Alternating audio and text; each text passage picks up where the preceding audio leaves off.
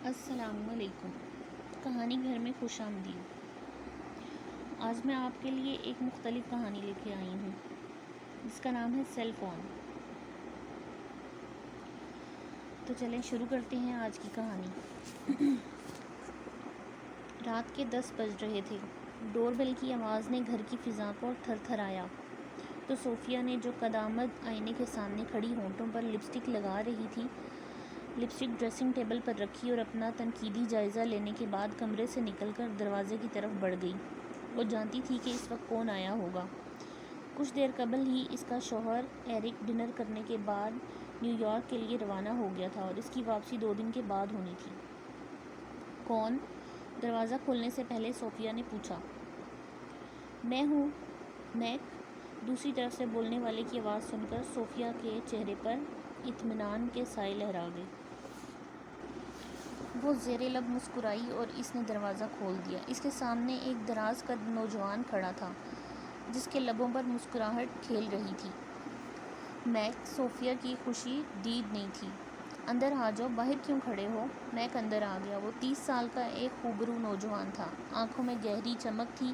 اس کے اندر داخل ہونے کے بعد صوفیہ نے جلدی سے آگے بڑھ کر دروازہ بند کر کے لاک کیا۔ دوسرے ہی لمحے وہ میک سے لپٹ گئی۔ میک نے بھی اسے اپنی باہوں میں سمیٹ لیا۔ ایسے لگتا تھا جیسے وہ بچھڑے ہوئے صدیوں بعد مل رہے ہوں۔ کہاں چلے گئے تھے تم؟ میں نے تمہارا بہت انتظار کیا تھا۔ صوفیہ کے لہجے میں شکوہ تھا۔ تمہیں کہاں کہاں تلاش نہیں کیا، ہر وہ جگہ چھان ماری جہاں تم مل سکتے تھے، یہاں تک کہ تمہارے آفس کے بھی کسی ورکر کو تمہارے بارے میں علم نہیں تھا۔ بالآخر یہی سمجھی کہ تم بھی دوسرے مردوں کی طرح بے وفا ہو اور مجھے چھوڑ کر کسی اور لڑکی کے ساتھ بھاگ گئے ہو۔ بادل ناخواستہ مجھے ڈیڈ کے کہنے پر ایرک سے شادی کرنا پڑی۔ میک نے اسے خود سے الگ کرتے ہوئے اس کی آنکھوں میں جھانکا۔ بس کچھ نہ پوچھو صوفیہ، میرے ساتھ کیا ہو گیا؟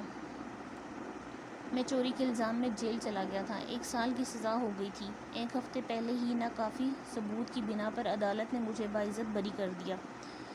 صوفیہ حیران رہ گئی۔ تمہارے آفس والوں نے تم پر چوری کا الزام کیوں لگایا تھا؟ رقابت، وہ بولا۔ تم تو جانتی ہو کہ ہر جگہ اچھے اور برے لوگ موجود ہوتے ہیں۔ اس نے ہنکارا بھرا۔ تمہیں کسی نہ کسی ذریعے سے مجھے بتانا چاہیے تھا۔ شاید میں تمہاری کوئی مدد کر سکتی۔ یہ مجھ سے غلطی ہوئی ہے، میک نے اس کا بوسہ لیتے ہوئے کہا، لیکن خیر اب تو میں آ گیا ہوں، اب تمہارے آنے کا کیا فائدہ؟ اس کے چہرے پر اداسی کے سائے لہرائے۔ اب تو میری شادی ہو چکی ہے۔ جانتا ہوں، میک کے لہجے میں بھی اداسی گھل گئی، لیکن تمہارا چہرہ دیکھ کر میں نے اندازہ لگا لیا ہے کہ تم اس کے ساتھ خوش نہیں ہو۔ بالکل میں اس کے ساتھ خوش نہیں ہوں، صوفیہ نے کہا۔ میری اور اس کی عمروں میں بہت فرق ہے۔ مجھے تو ایسے لگتا ہے جیسے میں اس کی بیوی نہیں بیٹی ہوں۔ اس کی بات سن کر میک کے چہرے پر مسکراہٹ رنگ گئی، تاہم اس نے کچھ کہا نہیں۔ یہ بتاؤ، تمہیں یہاں آتے ہوئے کسی نے دیکھا تو نہیں؟ صوفیہ کو اچانک ہی خیال آیا۔ نہیں، میک نے نفی میں گردن ہلائی۔ میں اچھی طرح دیکھ بھال کر آیا ہوں۔ مجھے تمہاری ہدایت یاد تھی۔ گڈ، صوفیہ مطمئن ہوگی۔ تمہارا شوہر کب آئے گا؟ وہ 3 روز کے بعد آئے گا۔ چلو یہ بھی اچھا ہو گیا، ہم 3 روز بھرپور انجوائے کریں گے، میک نے خوش ہوتے ہوئے معنی خیز لہجے میں کہا تو صوفیہ بھی کھلکھلا کر ہنس پڑی۔ تم ویسے کے ویسے ہو، بالکل بھی نہیں بدلے، وہ اٹھلا کر بولی۔ کیا مجھے کھانے کو کچھ مل سکتا ہے؟ بہت بھوک لگ رہی ہے، میک نے اپنے پیٹ پر ہاتھ پھیرتے ہوئے پوچھا۔ ہاں کیوں نہیں، صوفیہ اس کا ہاتھ تھامتے ہوئے بولی۔ میں نے تمہارے لیے کھانا تیار کر رکھا ہے، آؤ۔ وہ اسے ڈائننگ ٹیبل پر لے آئی جہاں مختلف ڈشز موجود تھیں۔ تم نے تو اپنے شوہر کے ساتھ کھانا کھا لیا ہوگا، میک ڈائننگ ٹیبل پر بیٹھتے ہوئے بولا۔ نہیں، صوفیہ زیر لب مسکرائی۔ میں تمہارے ساتھ کھانا چاہتی تھی، اسی لیے بہانہ کر دیا کہ میری طبیعت ٹھیک نہیں ہے، میں بعد میں کھا لوں گی۔ کھانا کھانے کے دوران بھی ان کے درمیان ڈھیر ساری باتیں ہوئیں، گلے شکوے بھی ہوئے۔ کھانے کے بعد وہ دونوں ایک صوفے پر بیٹھ گئے۔ جب میک وہاں سے جانے لگا تو صوفیہ نے اسے روک لیا۔ پلیز میک، آج رات تم یہیں رک جاؤ، مجھے اکیلے میں ڈر لگے گا۔ میک بھی یہی چاہتا تھا، اسی لیے اس نے فوراً ہی حامی بھر لی۔ ٹھیک ہے، جیسا تم چاہو۔ صوفیہ نے خوش ہوتے ہوئے ہلکی آواز میں میوزک لگا دیا اور دونوں میوزک کی لے پر تھرکنے لگے۔ کافی دیر تھرکنے کے بعد جب دونوں جذبات کی روح میں بہنے لگے تو میک نے اسے باہوں میں اٹھا لیا اور اس کے بیڈ میں لے گیا۔ صوفیہ ایک خوبصورت اور نرم و نازک سی لڑکی تھی۔ اس کا قد 5 فٹ تھا۔ ایرک سے اس کی شادی 2 ماہ قبل ہی ہوئی تھی۔ وہ اس سے 10 سال بڑا تھا اور انتہائی شکی مزاج تھا۔ وہ کبھی صوفیہ سے پیار بھری باتیں نہیں کرتا تھا۔ اس کے بارے میں صوفیہ یہ بھی جانتی تھی کہ وہ شراب کے ساتھ ساتھ عورتوں کا بھی رسیا ہے۔ صوفیہ اس کے ساتھ شادی پر خوش نہیں تھی۔ وہ یہ شادی نہیں کرنا چاہتی تھی لیکن اپنے باپ کی وجہ سے مجبور ہو گئی تھی۔ ایرک اس کا کزن تھا اور اس کے باپ کا لاڈلا بھی تھا۔ اس کا باپ ایرک کو بہت چاہتا تھا۔ ایرک ایک شپ کمپنی میں ملازمت کرتا تھا اور کمپنی کے کاموں کے سلسلے میں اسے اکثر بیشتر کئی روز گھر سے باہر رہنا پڑتا تھا۔ آج بھی وہ کمپنی کے کام کے سلسلے میں 3 روز کے لیے نیو یارک گیا تھا۔ اس کی غیر موجودگی میں صوفیہ گھر میں اکیلی ہوتی تھی۔ اسے اکیلے رہتے ہوئے ڈر نہیں لگتا تھا، لیکن اس نے میک سے جھوٹ بولا تھا کہ اسے اکیلے میں ڈر لگتا ہے۔ صوفیہ اور ایرک 3 روز قبل ایک مارکیٹ سے خریداری کر رہے تھے کہ اسی دوران ایرک کو کمپنی کی طرف سے کال آئی تھی اور وہ فون سننے میں مصروف ہو گیا تھا۔ اسی دوران میک صوفیہ کے سامنے آیا تھا۔ اسے دیکھ کر تو وہ دنگ ہی رہ گئی تھی۔ بعد ازاں وہ صوفیہ کو اپنا سیل نمبر دے کر وہاں سے چلا گیا تھا۔ گھر پہنچ کر جب ایرک سو گیا تو صوفیہ نے میک کو کال کی تھی اور اسے بتایا تھا کہ 1-2 روز میں اس کا شوہر ایرک نیو یارک جانے والا ہے۔ اس کے جانے کے بعد وہ اسے بلا لے گی۔ یہی وجہ تھی کہ جب صوفیہ نے اسے کال کی تھی تو وہ بھاگا چلا آیا تھا۔ صبح ناشتے کے بعد کافی پیتے ہوئے صوفیہ گہری سوچ میں ڈوبی ہوئی تھی کہ وہ میک کے آنے پر اندر ہی اندر بہت خوش تھی، لیکن جب اسے ایرک کا خیال آتا تو اس کی ساری خوشی ہوا ہو جاتی تھی۔ ایرک اسے شروع سے ہی ناپسند تھا۔ اس نے بہت سوچا بھی تھا کہ اس کی شادی ایرک سے ہو جائے گی۔ اگر میک غائب نہ ہو جاتا تو وہ کسی صورت ایرک سے شادی نہ کرتی۔ میک کافی پیتے ہوئے غور سے صوفیہ کو دیکھ رہا تھا۔ جب کافی دیر گزر گئی اور صوفیہ خیالوں کی دنیا سے باہر نہ آئی تو میک نے اسے پکارا، صوفیہ۔ صوفیہ یکدم خیالوں سے چونکی۔ ہاں، کیا سوچ رہی ہو؟ کچھ نہیں، تم یقیناً ایرک سے شادی پر پچھتا رہی ہو۔ میک نے اس کے دل کی بات کہہ دی۔ ہاں، ایسا ہی ہے، صوفیہ نے اس کی تائید کی، لیکن اب کیا ہو سکتا ہے؟ جو ہونا تھا وہ تو ہو چکا۔ اگر مجھے معلوم ہوتا کہ تم جیل سے رہا ہونے والے ہو تو میں یہ شادی نہ کرتی اور تمہارا انتظار کرتی۔ میک نے ٹھنڈی سانس اپنے اندر انڈیلی، اور کاش میں جیل سے رہائی سے 1 ماہ پہلے ہی تمہیں آگاہ کر لیتا۔ اچھا چھوڑو ان باتوں کو، صوفیہ نے کہا۔ یہ بتاؤ، اور کافی لو گے؟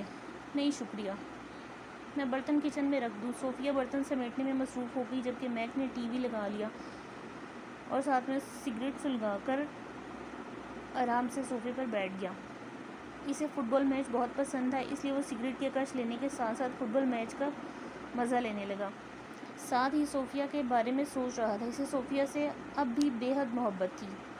اس کی محبت میں کوئی غرض شامل نہ تھی اور نہ ہی اس نے کبھی ایسا سوچا۔ وہ 3 دن وہیں رہا اور ایرک کے واپس آنے سے 2 گھنٹے پہلے ہی وہاں سے چلا گیا۔ صوفیہ نے اس سے کہا تھا کہ جب ایرک کمپنی کے کام کے سلسلے میں جائے گا تو وہ اسے بلائے گی۔ ایرک گھر آیا تو اسے گھر میں سگریٹ کی بو رچی ہوئی محسوس ہوئی۔ حالانکہ وہ سگریٹ نہیں پیتا تھا، اس لیے سگریٹ کی بو اسے چونکا گئی تھی۔ تاہم اس نے اس بارے میں صوفیہ سے کوئی ذکر نہیں کیا۔ البتہ اس کا شک پختہ ہو گیا تھا۔ اسے یقین ہو گیا تھا کہ اس کی بیوی کے کسی سے ناجائز مراسم ہیں۔ ہائے ایرک، صوفیہ نے مصنوعی مسکراہٹ سے اس کا استقبال کیا تھا۔ ہائے، جواباً ایرک نے بھی مصنوعی پن سے کہا۔ سفر کیسا رہا؟ اچھا، ایرک نے کہنے کے بعد کمرے کا جائزہ لیا۔ کیا یہاں کوئی آیا تھا؟ صوفیہ کا چہرہ ایک لمحے کے لیے فک ہو گیا۔ اس نے اپنی کیفیت پر جلد ہی قابو پا لیا۔ ہاں، ڈیڈ آئے تھے۔ صوفیہ کے لہجے کے کھوئے پن سے ایرک نے اپنے اندر ابھرتے غصے کو بمشکل دبایا اور اسبات میں سر ہلا دیا۔ اسے معلوم تھا کہ اس کا باپ اسموکنگ نہیں کرتا تھا۔ اس سے شادی سے پہلے صوفیہ کے کسی میک نامی نوجوان سے تعلقات تھے اور 1 سال پہلے ہی وہ اچانک کہیں غائب ہو گیا تھا۔ اس کا خیال تھا کہ اب میک واپس آ گیا اور اس کے 3 دن باہر رہنے کی وجہ سے وہ یہاں آیا ہوگا۔ یہ سوچ آتے ہی ایرک کے دل میں صوفیہ کے لیے نفرت ابھر آئی۔ اس کا دل چاہا کہ وہ اسی وقت صوفیہ کا گلا دبا کر اسے موت کی نیند سلا دے، لیکن اس نے اپنے ارادے پر عمل نہ کیا۔ وہ صوفیہ اور اس کے بوائے فرینڈ میک کو رنگے ہاتھوں پکڑنا چاہتا تھا۔ یہ بھی ممکن تھا کہ صوفیہ کا بوائے فرینڈ میک نہیں کوئی اور ہو، اس کے دماغ میں یہ خیال بھی ابھرا تھا۔ صوفیہ گھر کے کاموں میں مصروف تھی، جبکہ ایرک قریبی شاپ پر کچھ سامان خریدنے گیا ہوا تھا۔ صوفیہ نے میک کو سختی سے ہدایت کی تھی کہ وہ اسے کوئی کال نہ کرے، جب اسے بات کرنی ہوگی تو وہ خود ہی اسے کال کرے گی۔ یہی وجہ تھی کہ میک نے 3 روز گزر جانے کے باوجود اسے کال نہ کی تھی، لیکن وہ اس سے بات کرنے کے لیے بے چین تھا۔ اس سے گزرے ہوئے وہ لمحے یاد آتے تھے جو اس نے صوفیہ کی رفاقت میں گزارے تھے۔ تھوڑی دیر کے بعد ایرک سامان لے کر گھر آ گیا۔ شاپر صوفیہ کو پکڑاتے ہوئے بولا، مجھے آج رات کمپنی کے کام کے سلسلے میں واشنگٹن جانا ہے۔ اس کی بات سن کر صوفیہ دل ہی دل میں خوش ہو گئی، لیکن اس نے چہرے سے اپنی اندرونی کیفیت ظاہر نہ ہونے دی۔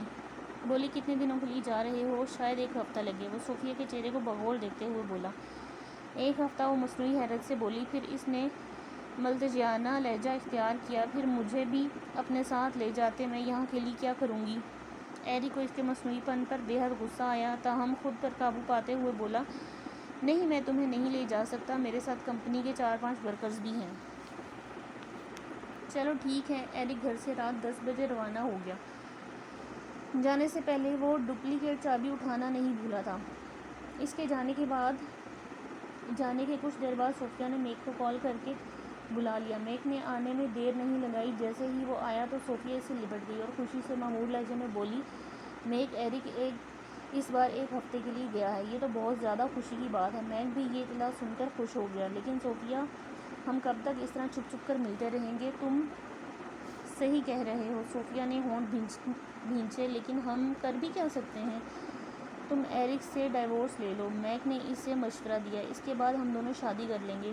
ڈائیورس؟ صوفیہ سوچ میں پڑ گئی، لیکن میرے ڈیڈ ناراض ہو جائیں گے۔ وہ کچھ دن ہی ناراض رہیں گے، میک نے کہا، اس کے بعد مان جائیں گے۔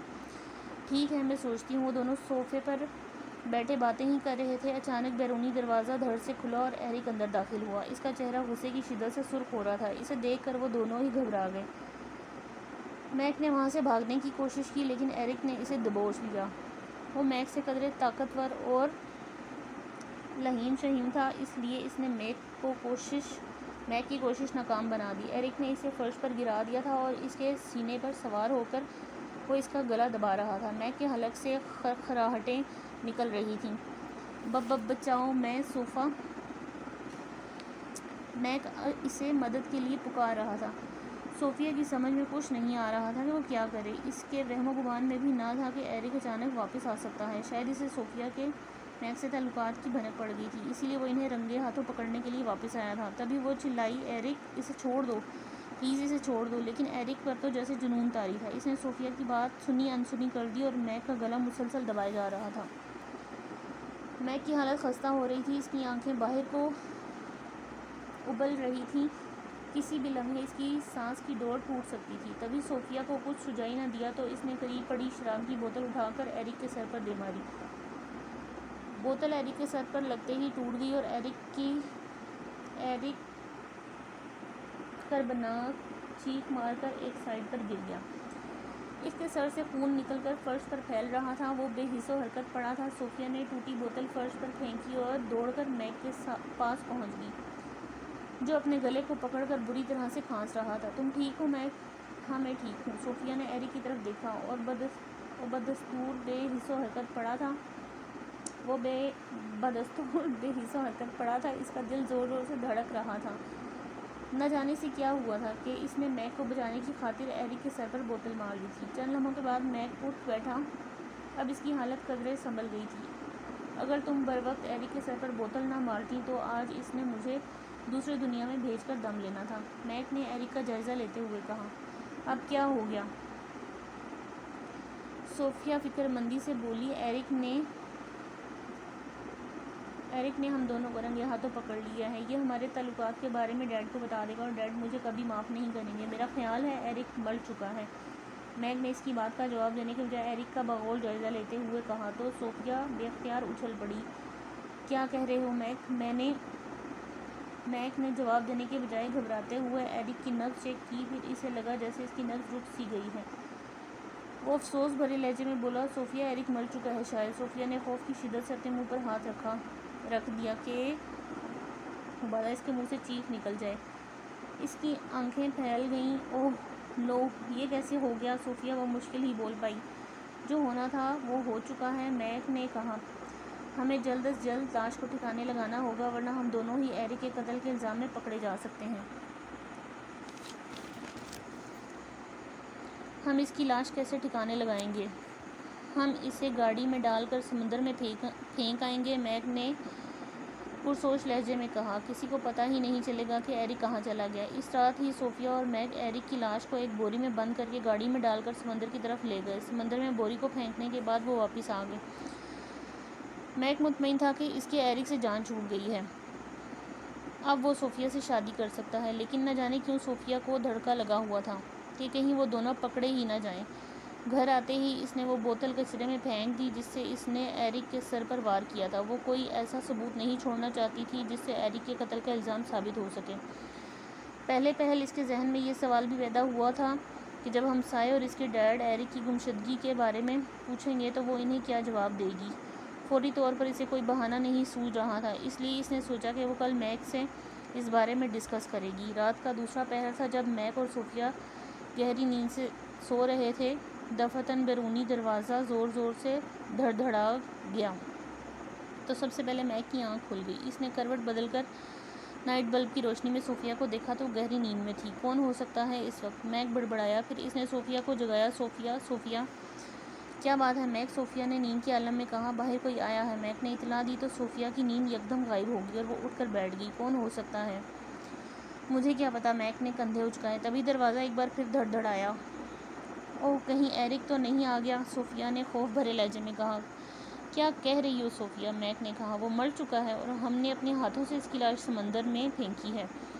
ہو سکتا ہے وہ مرا نہ ہو، صوفیہ نے کہا۔ اب کیا کروں؟ کچھ سمجھ نہیں آ رہا۔ تم جا کر دیکھو تو، ہو سکتا ہے کوئی قریبی ہمسایہ ہو۔ میک کو ایک خیال آیا، میں بیڈ کے نیچے چھپ جاتا ہوں۔ صوفیہ سر ہلاتی ہوئی کمرے سے نکل کر بیرونی دروازے کی طرف بڑھی۔ اس نے دروازہ کھولنے سے پہلے پوچھا، کون ہے؟ پولیس، دروازہ کھولو۔ مسز ایرک پولیس کا سنتے ہی صوفیہ کا رنگ اڑ گیا اور چہرے پر ہوائیاں رقص کرنے لگیں۔ اس نے کانپتے ہاتھوں سے دروازہ کھول دیا۔ دروازے پر ایک لمبے قد کا نوجوان 4 باوردی پولیس والوں کے ساتھ کھڑا تھا۔ اس کے ہاتھ میں سیل فون تھا۔ جی فرمائیے، صوفیہ کے حلق سے بمشکل نکلا۔ اس وقت تکلیف دینے کی معافی چاہتا ہوں مسز ایرک، نوجوان پولیس والے نے پوچھا۔ میک کہاں ہے؟ میک، صوفیہ کہتے کہتے رک گئی۔ نوجوان پولیس والا غائرانہ نظروں سے اس کے چہرے کے اتار چڑھاؤ دیکھ رہا تھا۔ اس نے اپنے ماتحتوں کو اشارہ کیا تو وہ تینوں تیزی سے صوفیہ کے بیڈ روم میں چلے گئے۔ کچھ دیر کے بعد وہ واپس آئے تو میک ان کے ساتھ تھا۔ مسز ایرک، تم دونوں کو مسٹر ایرک کے قتل کے الزام میں گرفتار کیا جاتا ہے، نوجوان پولیس آفیسر نے کہا۔ تم دونوں مسٹر ایرک کو سمندر میں پھینک کر مطمئن تو ہو گئے تھے، لیکن سیل فون نے تم دونوں کا راز فاش کر دیا ہے۔ مسٹر ایرک کی لاش سمندر کے کنارے سے ملی ہے۔ جب تم نے اسے سمندر میں پھینکا تو وہ زندہ تھا اور ہمت کر کے وہ سمندر کے کنارے پر پہنچ گیا تھا۔ اس کی جیب میں سیل فون تھا جو اس کے لباس کی جیب سے نکل کر سمندر کے کنارے گر گیا تھا۔ بہرکیف مرنے سے پہلے مسٹر ایرک نے مجھے واٹس ایپ کے ذریعے وائس میسج کر دیا تھا جس میں اس نے بتایا تھا کہ تم نے میک کے ساتھ مل کر اسے مارا ہے اور اسے سمندر میں پھینکا ہے۔ دونوں ہک سے پولیس والے کو دیکھ رہے تھے۔ ان کے وہم و گمان میں بھی نہیں تھا کہ ایرک، جسے وہ مردہ سمجھ رہے تھے، وہ زندہ تھا اور اس کا سیل فون انہیں پکڑوانے میں مدد دے سکتا ہے۔ اس لمحے میک کو بہت پچھتاوا ہوا کہ اس نے ایرک کے لباس کی تلاشی کیوں نہیں لی۔ اگر وہ تلاشی لے لیتا تو پولیس ان تک کبھی نہیں پہنچ سکتی تھی۔ وہ دونوں خاموشی سے پولیس والوں کے ساتھ چلے گئے۔